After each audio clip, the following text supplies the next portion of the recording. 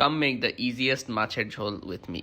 We're gonna start with 250 gram much, which was 4 pieces in this case. সাথে লাগবে 80 গ্রামের মতো পেঁয়াজ, 5টা কাঁচামরিচ, 2টা ছোট টমেটো প্রত্যেকটা 6 পিস করে কাটা, আর একটা বড় আলু মাছের স্টাইলে কাটা। And that's it. শুরুতেই মাছটাকে আমরা লবণ আর হলুদ মাখিয়ে হাই হিটে তেলে প্রত্যেক সাইড 2 মিনিট করে ভেজে নিব। এখানে আমরা মাছটাকে কুক করছি না, জাস্ট মাছের গন্ধটা যাতে একটু চলে যায় এই জন্য হালকা করে ভেজে নেওয়া। 2 পাশ ভাজা হলে মাছ উঠিয়ে ওই তেলেই আমাদের 80 গ্রাম পেঁয়াজ দিয়ে কিছুক্ষণ হাই হিটে নেড়ে চেড়ে দিতে হবে। পেঁয়াজ ভাজি ভাজি হয়ে গেলে আমরা একটু পানি অ্যাড করে সেখানে আমরা হলুদ অ্যাড করে দিব। এরপরে হাই হিটে কিছুক্ষণ নেড়ে পানিতে বলক আসলে আমরা আমাদের কাঁচামরিচ অ্যাড করে দিব। কাঁচামরিচ অ্যাড করে 30 সেকেন্ড নাড়াচাড়া করে আমরা আমাদের আলু আর মাছ এখানে অ্যাড করে নেড়ে দিব ভালো মতন, এবং আমাদের ঝোলের পানি একবারে দিয়ে দিব।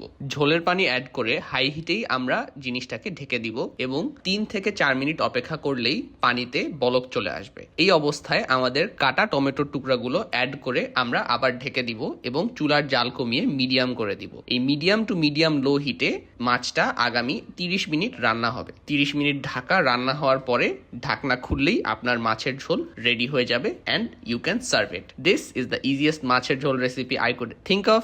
Let me know in the comments below if you're gonna try this. Let me know if it looks good, and I hope you have a great day.